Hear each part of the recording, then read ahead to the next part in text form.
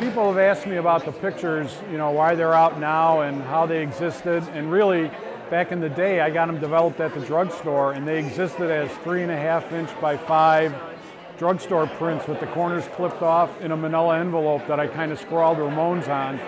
And I would show them around to friends and even say, if you see something you like, take one.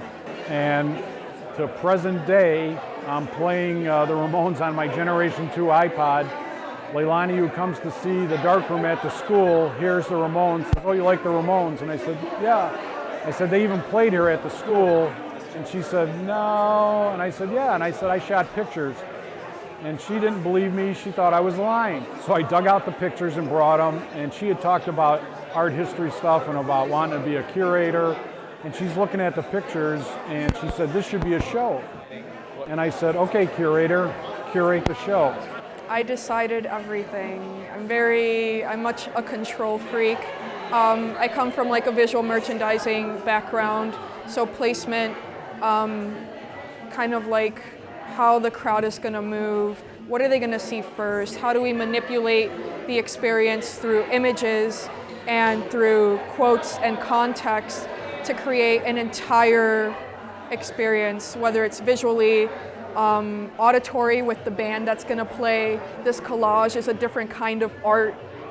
So I wanted to attack all the senses possible when curating the show.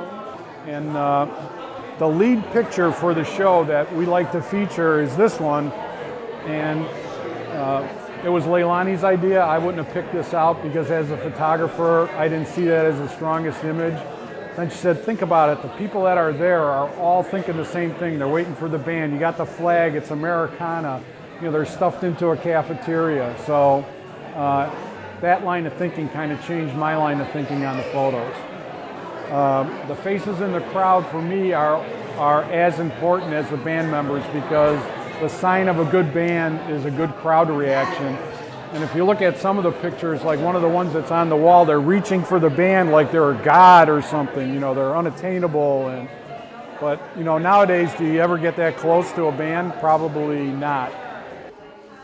Yeah, I really wasn't totally aware of what I was making while I was making it because I was on a ladder and I was like this close to the wall. So, Frank had to grab me and pull me back because I just really wasn't aware how it looked. One of my favorite ones is of Dee Dee's wife. She's just like, I don't know, looking. If this was like modern day, she'd be looking at her phone, texting, but that was 1980, they didn't have that. I taped it, and at first I didn't like the tape, but Frank said, that's pretty punk rock. It looks very deliberate, the way it's placed. The cardboard was probably the only thing that was actually like, really me about it. I frequently dumpster dive and use various materials in that. I find that there's a lot of beauty in these discarded materials.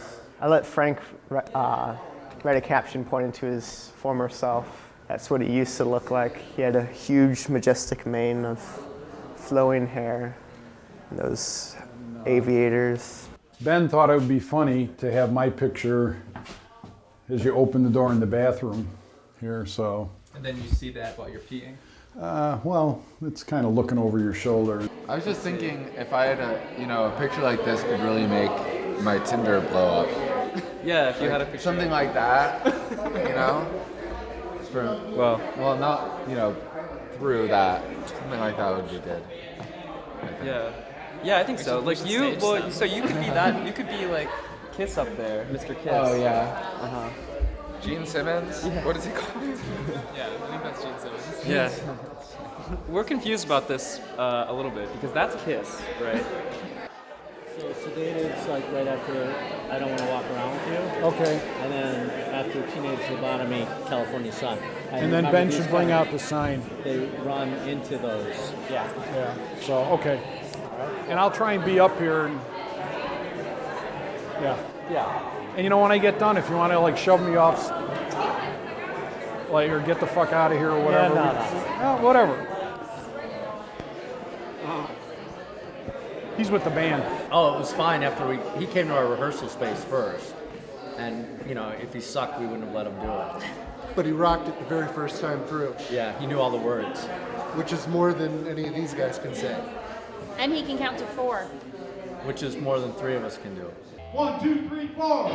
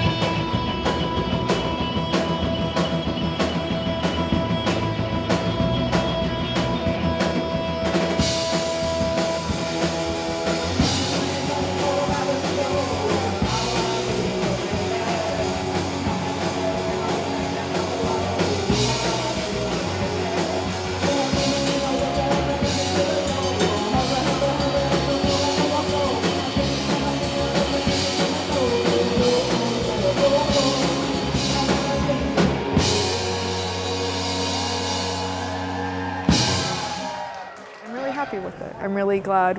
I'm really happy with the responses that we got. So what's your next step then? Planning the next show in a much smaller space, but still giving everything the right credit and telling the same story. That'll be the next big challenge. I'm a little apprehensive, and the reason I'm apprehensive is the owner of the venue is a huge Ramones fan. You know, he was genuinely thrilled that the pictures were coming, so I'm feeling a little pressure from that. And before I opened the club, Metro, one of the things that I kind of put on my own personal list was that I wanted to book the Ramones. I mean, that was something that I wanted to have happen, and I was able to make that happen. Wow. And from that, I became friendly with Johnny. So for me to meet you, to see that this work that you are unearthing and presenting to Chicago through the G-Man 10, I just can't thank you. Well, I am personally we're gonna do our best to have you say. I can't believe it. Really, it's hard to believe that they got out to see the light of day, and I'm glad other people are getting to see them and appreciate the work. For me as the photographer, you know, you're always kind of maybe in the background looking at your work, but then when you see it presented and it's out for everybody to see, you know, there's a little bit of pressure, but everybody seems to like them, so it's really a good feeling for me to have them out and be seen. The shows that I do are more like events than just a photo show, so I'm hoping that the pictures just continue and it'll be like I'm out on tour. Right now I'm surrounded with good people. That happens maybe a couple times in a lifetime. So I think my big break is going on right now. And we're a cover band, not a tribute band. What do you think is the difference between the two? A tribute band dresses like them and acts like them, and we just cover their songs, and we are the essence of the band. Wow. And there you have it. Say that's fucking accurate. I'm not commenting at all. So instead of wearing like bomber jackets and acting like douchebags, you guys do what again? Well, we don't wear wigs, and we don't, that's what a tribute band But is. some of us are douchebags. Is this almost over? Yeah, we're done.